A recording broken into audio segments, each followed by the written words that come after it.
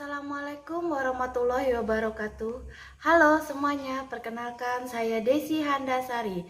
Saya peserta Latsar angkatan ke-14 tahun 2020. Di sini saya akan mereview tentang akuntabilitas. Di sini adalah jurnal keempat saya. Saya akan mereview materi yang diberikan pada tanggal 7 Agustus 2020 oleh Ibu Eka Retnaningrum. Di sini kita akan mendengar kata akuntabilitas. Yang ada di pikiran kita kadangkala akuntabilitas sama nggak sih dengan responsibilitas? Padahal akuntabilitas dengan responsibilitas itu sangat berbeda. Akuntabilitas itu adalah kewajiban mempertanggungjawabkan apa yang menjadi amanahnya. Jadi saya sebagai seorang dosen atau pekerja, saya wajib mempertanggungjawabkan kinerja saya. Sedangkan responsibilitas itu adalah kewajiban untuk bertanggung jawab.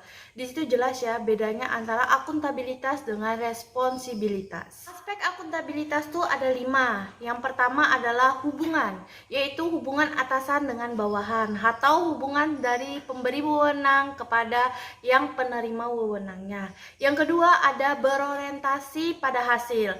Kita sebagai HSN harus bertanggung jawab dalam pekerjaan adil, kreatif, dan inovatif. Yang ketiga yaitu laporan. Berarti laporan di sini adalah laporan pertanggungjawaban kinerja kita seperti bukti-bukti ataupun produk yang dihasilkan. Keempat ada konsekuensi. Di sini adanya punishment dan reward.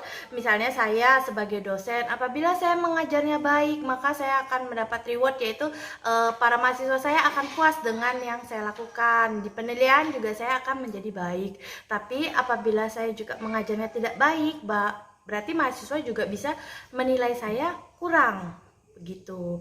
Dan yang terakhir adalah kinerja. Di sini adalah bagaimana cara kita untuk meningkatkan atau memperbaiki kinerja kita agar masyarakat puas dengan pelayanan kita. Dan saya pun sebagai dosen juga harus meningkatkan kinerja saya agar mahasiswa saya juga puas atas apa yang saya berikan.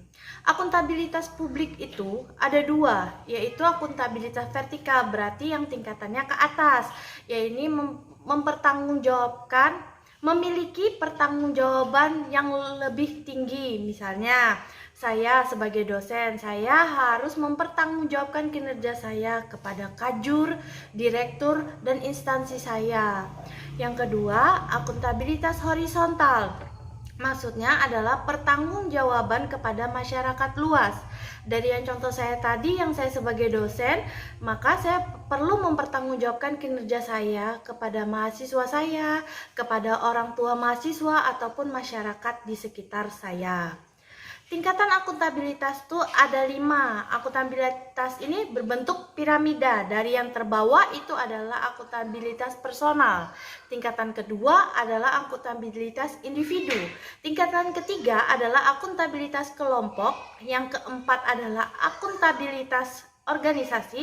Dan yang paling atas sebagai puncak piramidanya adalah akuntabilitas stakeholder.